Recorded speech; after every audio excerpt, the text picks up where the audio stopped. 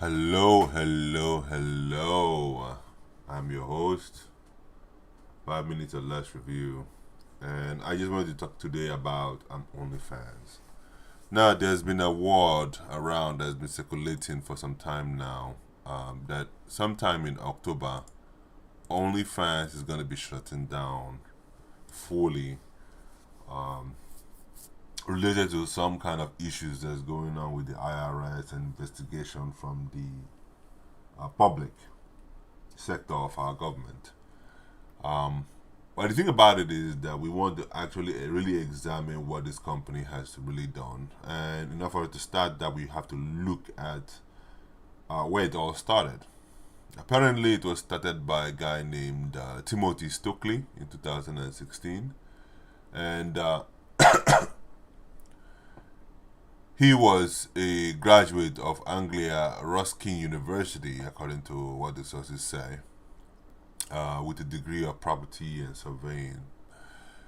And then he went from having all kinds of domains in pornography, softcore pornography, and so on and so forth, to even having a website. I think it was called Custom for You, in which models will send private photos to people who wanted to buy them. And then eventually he then went on to OnlyFans, where you basically subscribe in order to get your daily dose or your daily fix of pornography. Now, when OnlyFans came on the scene, personally, I wasn't a fan of it. You see the joke there? I wasn't a fan of it. I was somebody who just wanted to, the moment I saw it, I was like, you know what, this stuff is not gonna work. And eventually, it started working. I thought men were not gonna be that stupid to, move from porn, which is relatively free nowadays, to subscription based service in which you're not even sure of what you're getting. And you don't even know whether it's even good or whether it will tickle your fancy. And here, these guys are basically paying for that kind of service. It's ridiculous, right? Subscription. But then it worked. And then it made me feel a little bit, sad that I did not invest in the company enough to the point that, I could later on sell my own shares and then make some profit out of it. But it's neither here or there.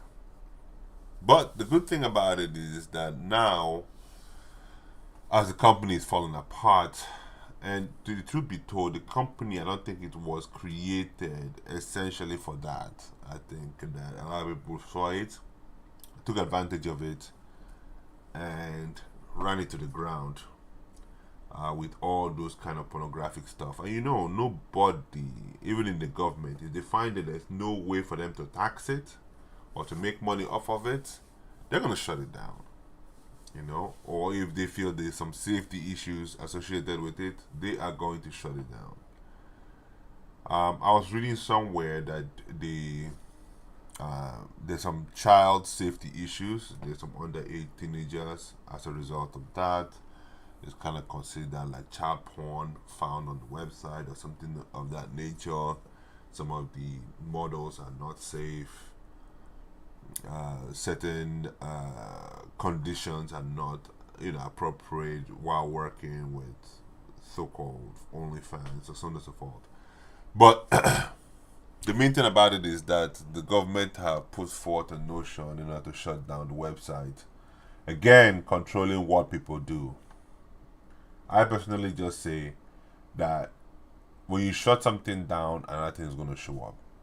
If people don't publicly shut it down themselves and government continues to interfere, well, guess what's going to happen? People are going to rise up and do something else again, and they're definitely going to do something else again. OnlyFans was just one. Something else is going to creep up again. But the main thing people have to always realize is that it is not the OnlyFans, it is not the medium that is the problem. It is the people who are using these platforms in order to conduct their business.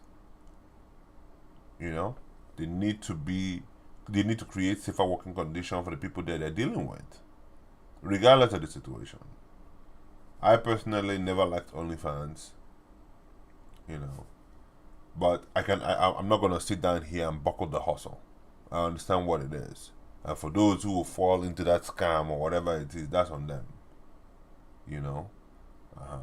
But then again, government is always trying to poke their nose into businesses that are not theirs. With OnlyFans shutting down, my question becomes, what are they going to do? What is the next new thing that's going to show up to replace OnlyFans if OnlyFans goes down? And we already know OnlyFans, like the moment I heard that word OnlyFans, I never considered it to just be only for just nudes and something. I felt it was for people who were celebrities who came in there because sometimes they have all these, I don't know what they call them again. Yeah, fans basically, who come there and, you know, show you some love. It's an opportunity to meet your favorite celebrities from time to time, but on a subscription base. That's what I thought it was going to be. But then it ended up becoming just, most people were using it for sexual stuff. So, anyway, that's my own 2 cents on the matter. I do believe that once it goes down, we're going to find out what it is. But the good thing about it is that some people became very rich off of this OnlyFans. And so, there goes another day, the 5 minutes or less review. Alright, guys, it's been swell, but I'll see you guys on the next episode.